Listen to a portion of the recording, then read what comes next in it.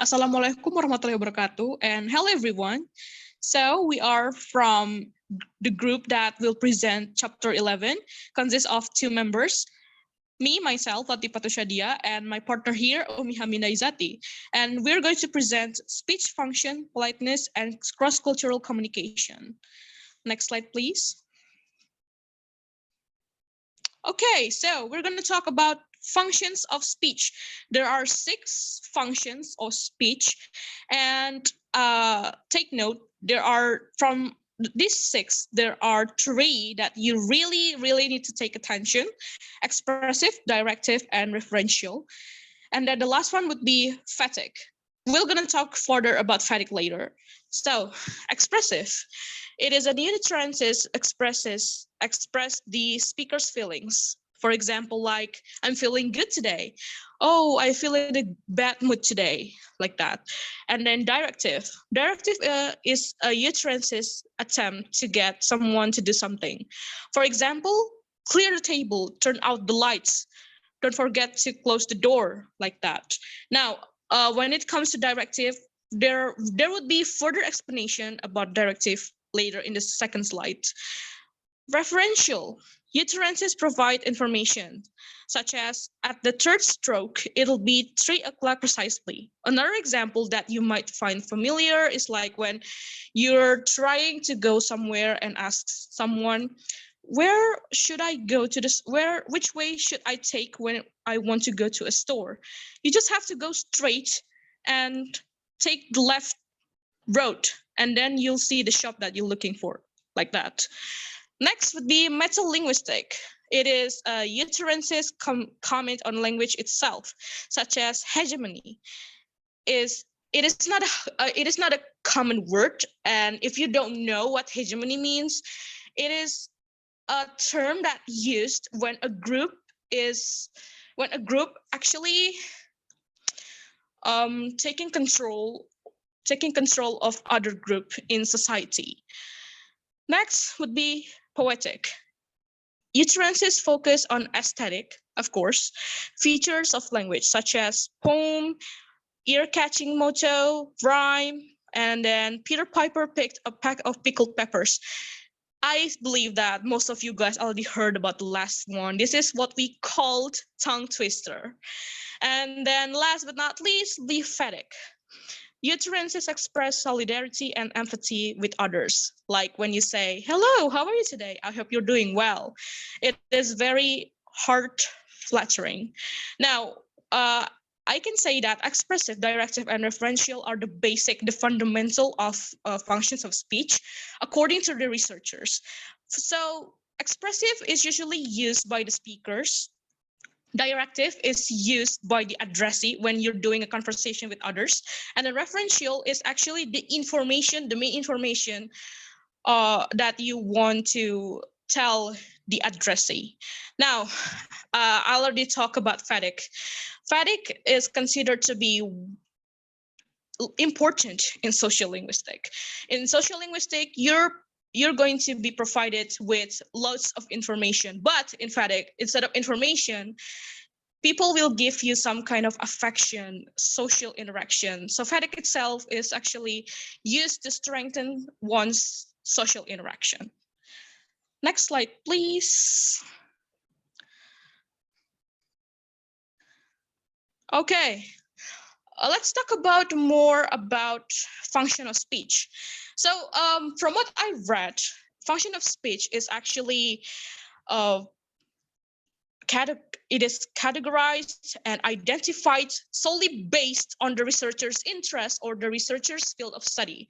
Like, for example, Michael Halliday, for instance, identified a function of language concerned with learning, which he labeled heuristic and glossed as the tell me why function. Other researchers have added categories to deal with promises and threats, and with marriage vows, bets, and declarations, or war, yeah, you name it. Each category has its distinctive characteristics. Next slide, please. Okay, I did say that we're going to talk further about directives. So, wait, give me some time. So yeah, I already explained it to you a bit. Directive is the utterances that you use if you want to ask someone to do something for you. It is actually very in strength.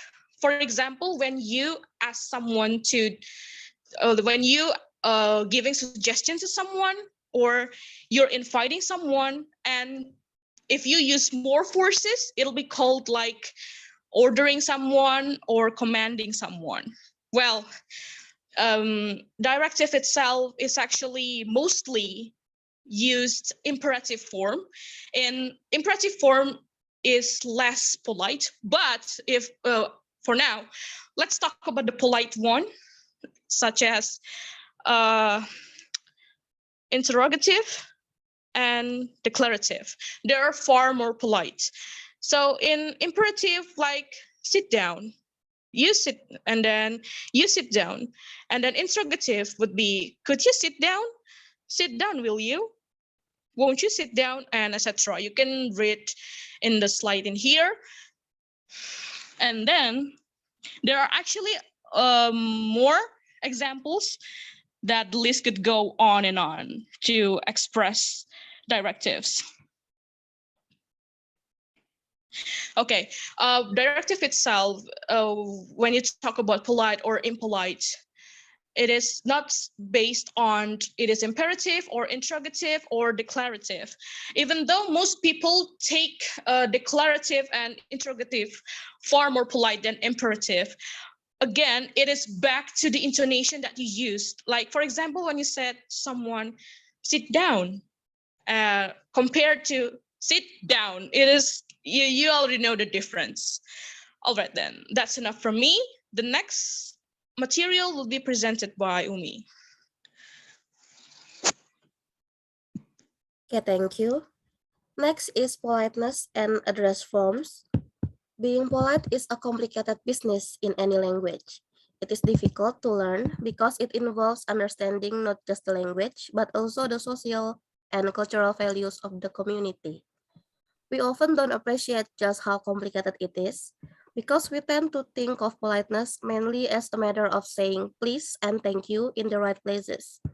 In fact, it involves a great deal more than the superficial politeness routines that parents explicitly teach their children, as the discussion of directives and expressives suggested. This raises the bigger question of what exactly is politeness. Generally speaking, politeness involves contributing to social harmony and avoiding social conflict. More specifically, linguistic politeness involves discourse strategies or linguistic devices which are perceived or evaluated by others as having been used to maintain harmonious relationships and avoid causing troubles. In many cases, being polite involves adapting sensitively to evolving social relationships. And then next is linguistic politeness in different cultures. The potential areas of misunderstanding are even greater when we venture into new cultures. Anyone who has traveled outside their own speech community is likely to have had some experience of miscommunication based on cultural differences. Often these relate to different assumptions deriving from different normal environment. Learning another language usually involves a great deal more than learning the literal meaning of the words, how to put them together, and how to pronounce them.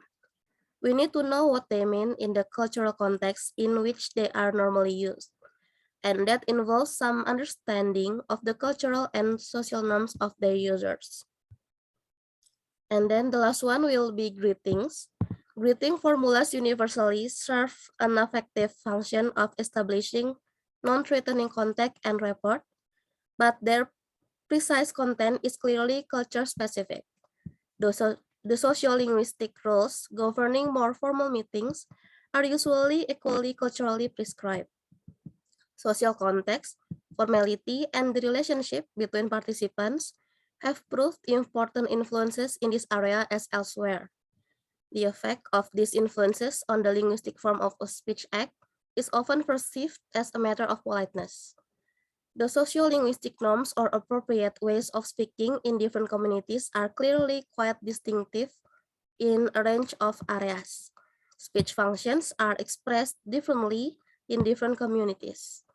Being polite involves understanding the social values which govern the way social dimensions such as status, solidarity, and formality are expressed. A sociolinguistic description aims to identify the different weight put on these factors in different cultures. And then this is the end of our presentation. That's all from us. Thank you very much for your attention, and wassalamualaikum warahmatullahi wabarakatuh.